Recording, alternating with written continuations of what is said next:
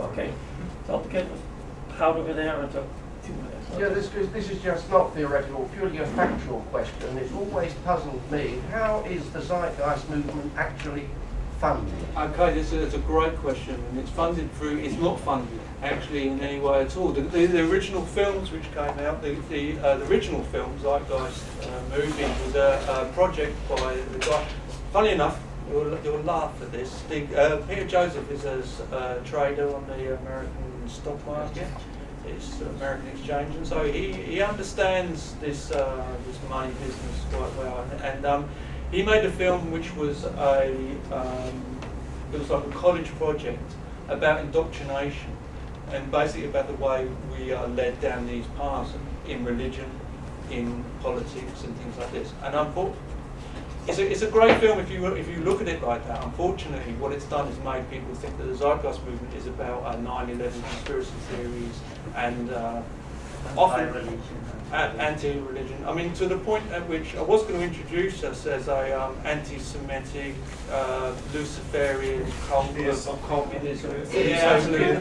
Communism with robots. This is how we're often labelled. If you Google Zeitgeist movement, unfortunately, you get about 5 pages of nonsense about us being in a cult. And, do you actually pay dues? no, nothing. And you nothing. don't have card It's carrying? very no. I've spent £2,000 the last 3 years on printing. Yeah.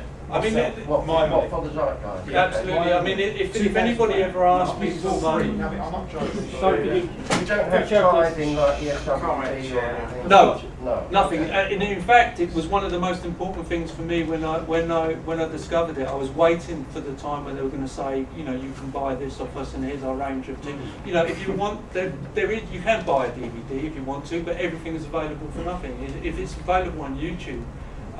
All the films and things like that. Now we're lucky that I guess that Peter Joseph himself he's a great filmmaker, I think, and he's had the funding to be able to do this himself. Now it's not going to go on forever, and you know, hopefully someone else will come in. We were the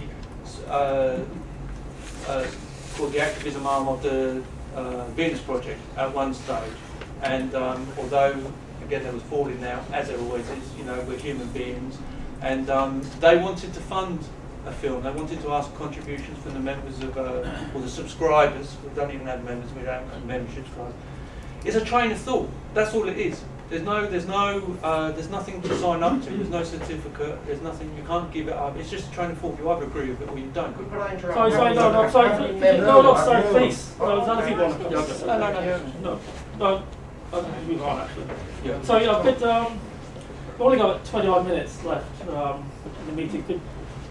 Two things. People try to be succinct as possible. And secondly, we can't keep coming back talking to each other. Okay, different next. Yeah. Thanks. So I found that last contribution really refreshing and constructive. But I found the whole discussion this afternoon very constructive. Let me just give a quick bit of background for myself. My name is Clifford Slapper, and I've been a member of the Socialist Party of Great Britain for over 30 years. But I just found out about the Zeitgeist movement by accident. Well, I say just, it was a year or two ago. Walking down Tottenham Court Road, there was a pile of newspapers just in my path, which is a free newspaper that they give away on Tottenham Court Road called Laissez-Faire. And it had a really big feature in this free paper all about the Zeitgeist movement and about the Venus Project. And I found it very interesting, obviously remarkably close in its outlook to the outlook of the Socialist Party, which I've been part of for so many years. And so I ended up sending away for the DVD about the Venus Project. And I forget the man's name. Who's the man in Fresco. Yeah, in Florida, isn't it? Yeah. It's a great little film anyway, and you see people coming to visit him, and he's obviously very absorbed with as you say, the technological side of things. So that was all really interesting. And so I'm glad to be here today, you know, a few months later, to sort of meet some of you in the flesh. But I liked what you said about not so much just needing to educate people, but to actually expose people to ideas and to put two and two together. I do think, however, that it's very important for us to keep some clarity of thought for ourselves and for other people that we're trying to spread ideas to. So for me, the essentials of what all of this boils down to is that we have a system that exists, and it's important to recognise that it is a system. It's not just a trend or a tendency or something abstract. There's a real physical system which is basically a set of social relationships which exists throughout the world today, which we call capitalism. Call it what you like, you can call it capitalism.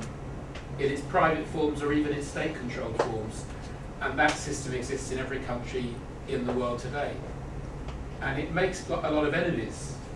Capitalism by its operation is making enemies all the time. There are people in every corner of the world who are waking up today and deciding that they hate what exists because they're all being affected by it in different ways.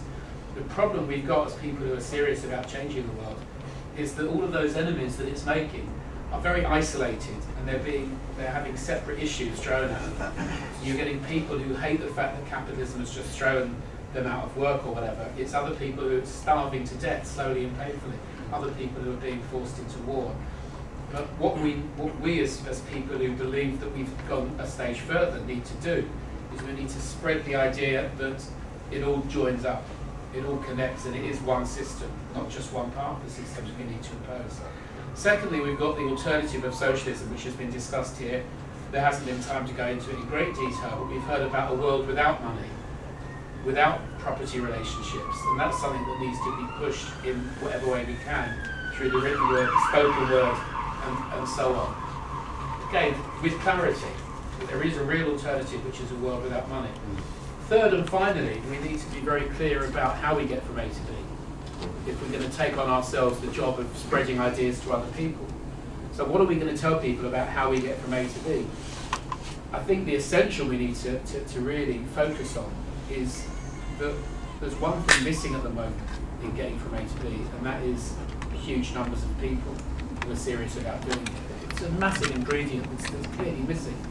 You know, that we don't have millions. I'm glad to hear that millions have seen that film. That's great. But we don't have hundreds of millions of people around the world who are clear and committed to getting rid of capitalism. Unfortunately, not yet.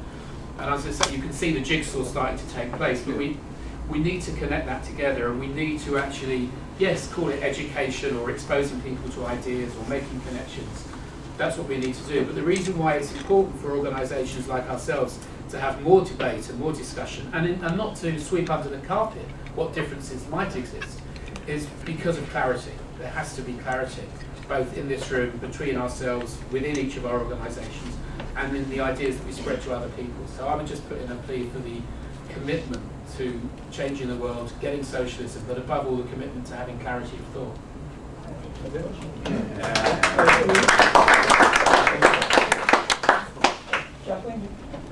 Yes, I also enjoyed that, very clear, concise, and I thank you for that. But I'm not sure, did I hear you correctly say that you feel that capitalism will go through a violent means? No, I'm saying I hope it doesn't. I hope that it doesn't. Oh, you didn't say that? Yeah, no, I said the opposite. Peaceful? I hope so. Right, lovely. Two things I'd like to take friendly issue with is you started your talk with saying that we're motivated by money. Yes. Surely it's not motivation, it's coercion Yeah, or absolutely. exploitation. Well, they're two different things. Okay. You know, that's the first thing. You talk about language, let's be clear.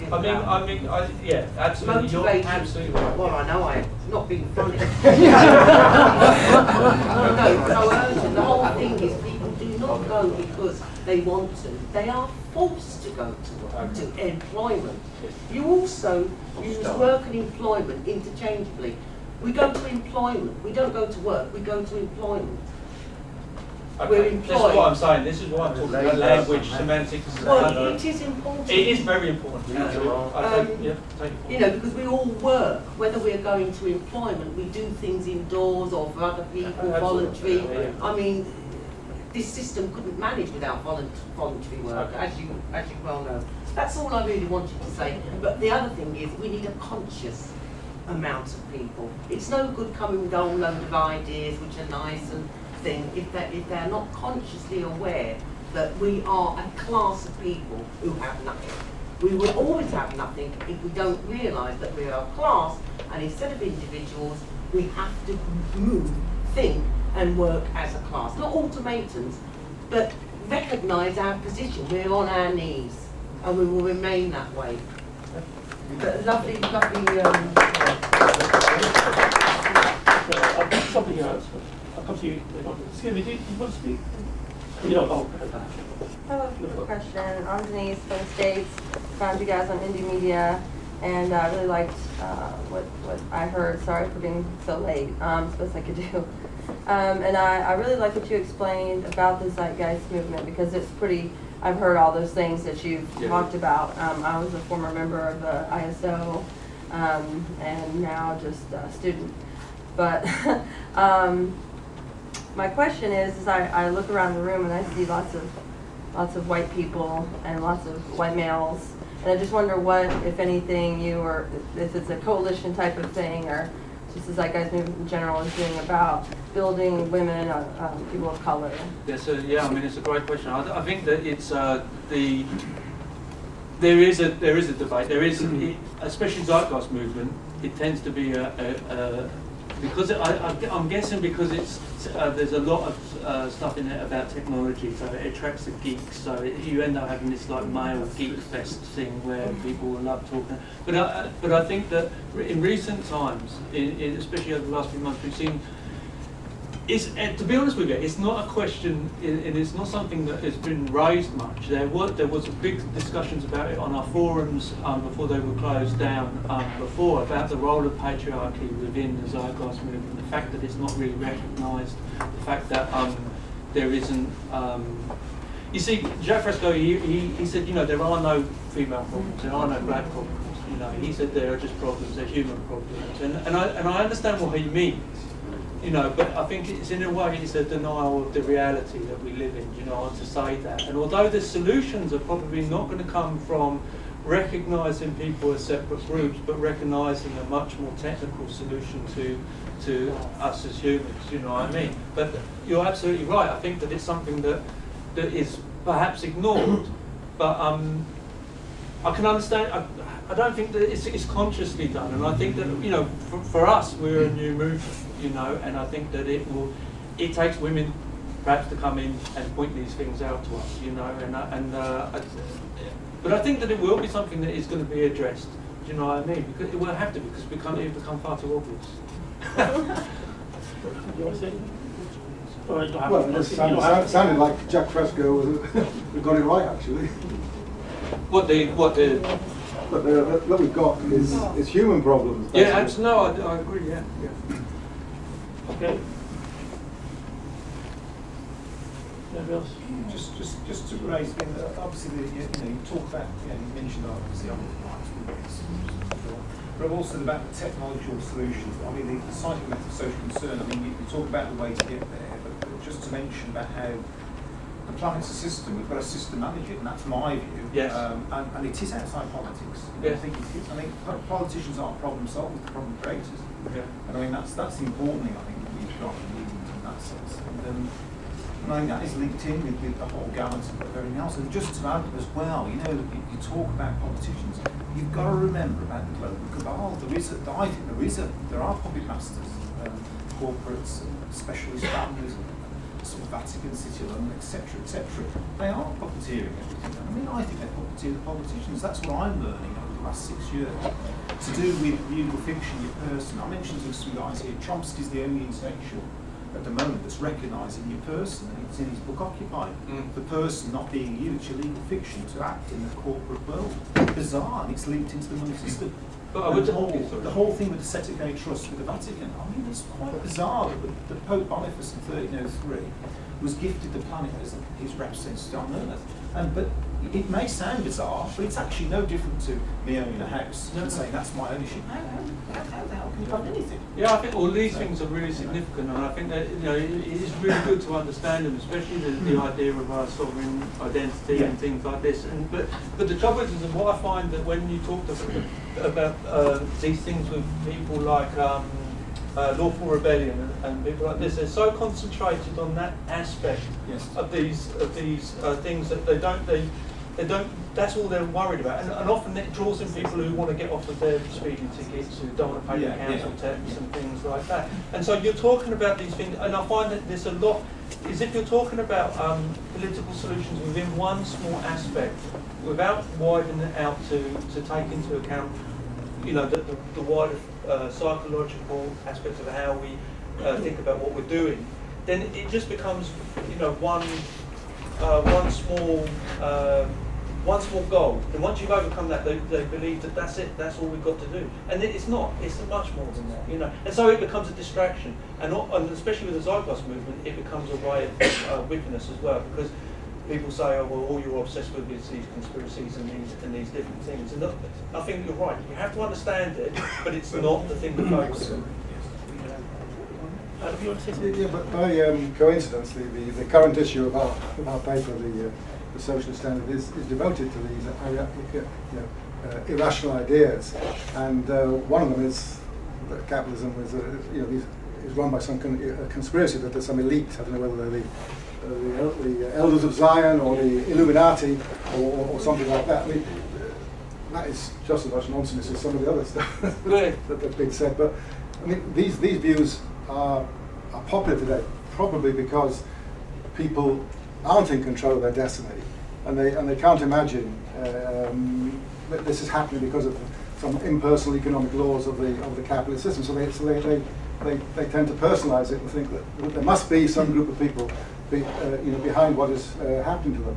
But I mean that isn't the case. It's a system. Capitalism is an impersonal economic system which does act as if it is some sort of natural law, but in fact it's being created by human beings and the way we're organised. So that if you come back to politics, the sort of politics that you've been describing and it's been discussed here, we reject that too. Conventional politics, which is just politicians arguing on the best way to run the system. But as you said, everything is politics, and the sort of politics we're talking about is people organising to change society. But not to go up against this again. There is a government machine up there. There is a state machine. You just simply cannot ignore it. Even if you're some sort of a anarchy or something, surely it makes sense to gain control over that machine and dismantle it. I would argue that you can also use it as a useful thing to coordinate the changeover. But at least you can't ignore it. And that you talk about critical mass of 10%. Okay, critical mass of 10%. So that means fairly quickly we'll reach 60 or 70%. So once we reach 60 or 70%, we're still faced with the problem of what is the best way to change society with the least disruption and the least violence. Because the momentum is going to be that people are organised, themselves democratically, using vote or parliament.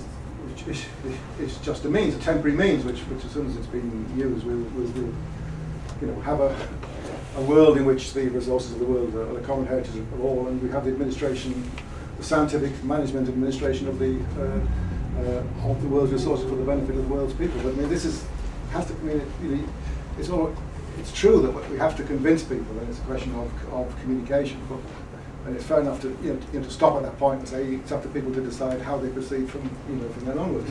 But we think that once you reach that point, the way to proceed, or the obvious way to proceed, is political action, not politicians' political action, but political action in the sense. I mean, if there's an election, we're not going to give the candidates, the parties that support capitalism a free run. I mean, I think whether we want it or not, people will say no. We're going to put up somebody against the Labour Party, against the Tory Party, against the Liberal Party, against all the other parties, the Nationalist Party, and so on. Because we're not going to give them a free run. If we're the majority, we can easily kick them out. Can I just one person wants to come in.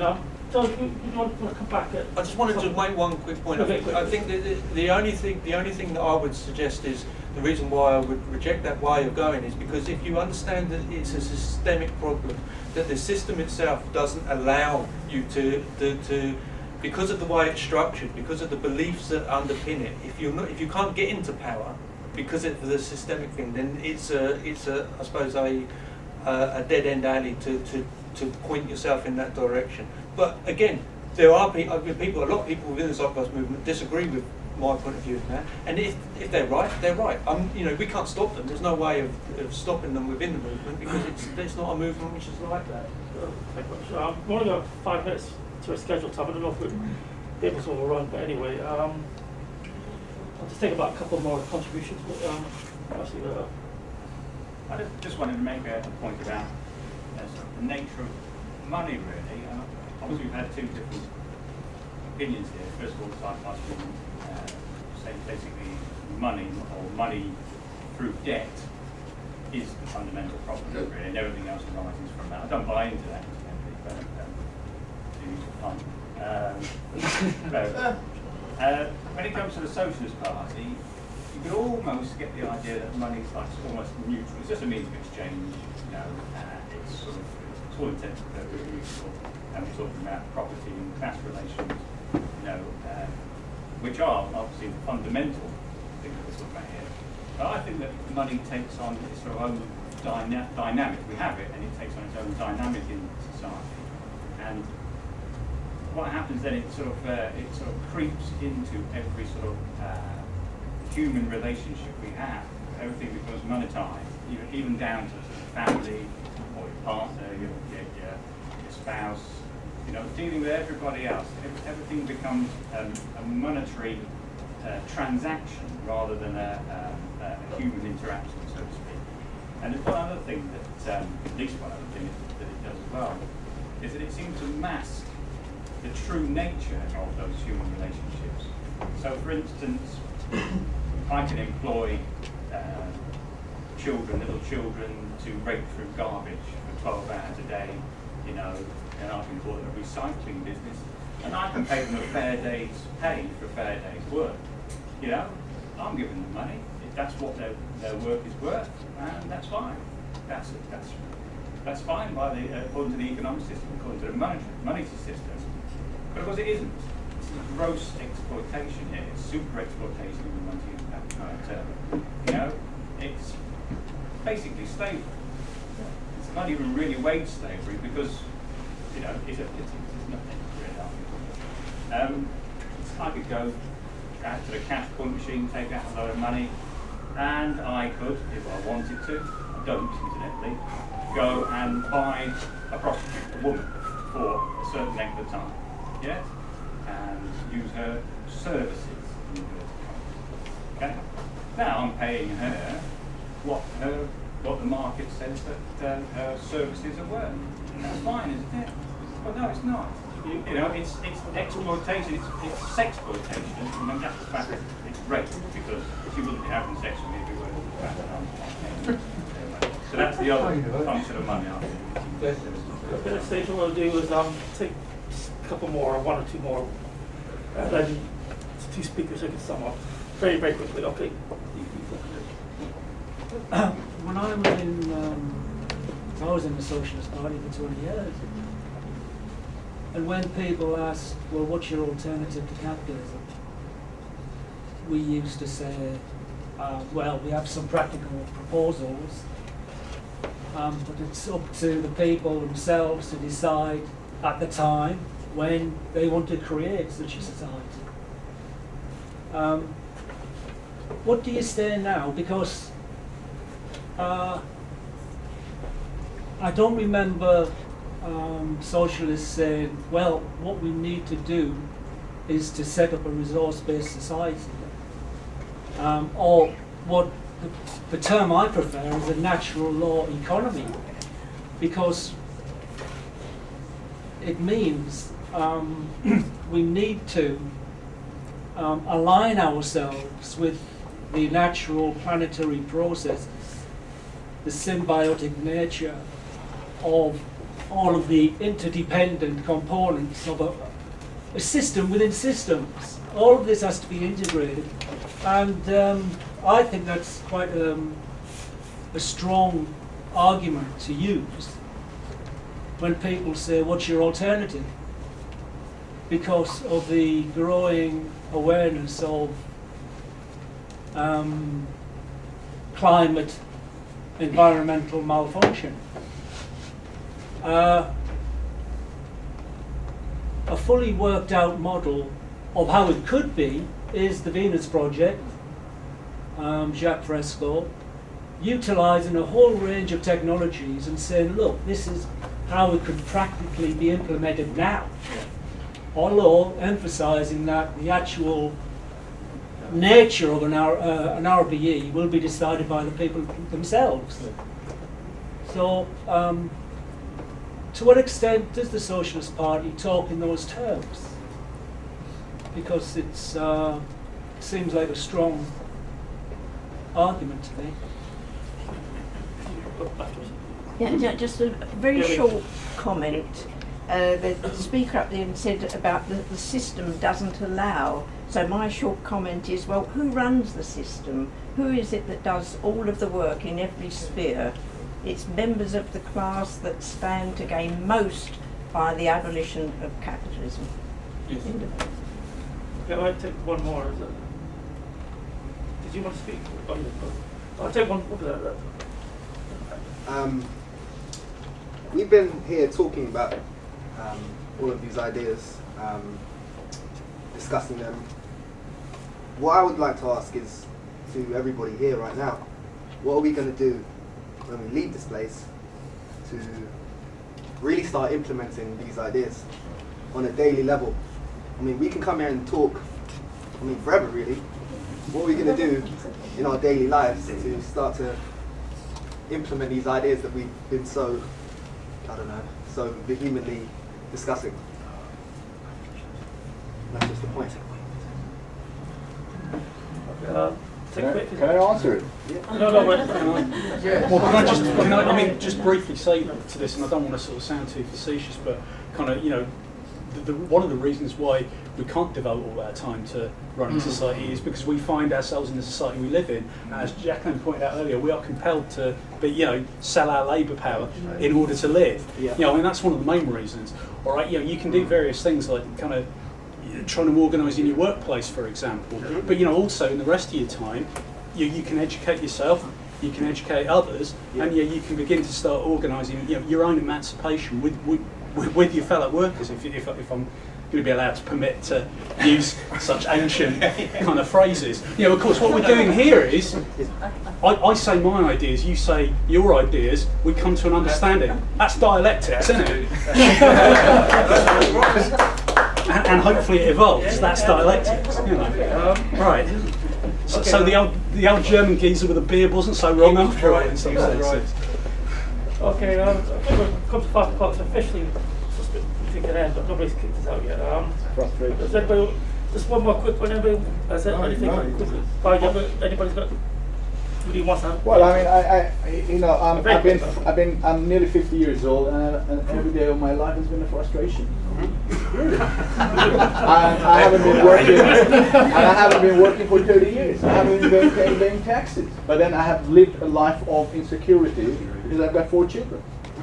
So, so it's very difficult you got to be a very good gymnast or whatever. Kind of go through the whole motion of survival and, so it is very frustrating. And at a time that, capitalism was going through a boom period for the last, 20 years, most workers, they thought they had something in the system. So they were not listening to you. They were saying beautiful ideas. It's like Jehovah's Witnesses, But now that capitalism has hit the shit, or shit has hit the fan, everybody's interested. So it's a good time for you guys, because the graying element of the socialist movement, we've been frustrated by the cycle of the system. You might say the movement has been around for 100 years, but there is a dynamics to world capitalism. When the Socialist Party was on, 1904, I come from Iran. At the time, 90% of the population of Iran were not only peasants, they were nomadic. So we cannot have a Eurocentric vision and expectation. It's a worldwide system that we want to kind of change. And 1904, look at what was China about. So we got to have a global perspective.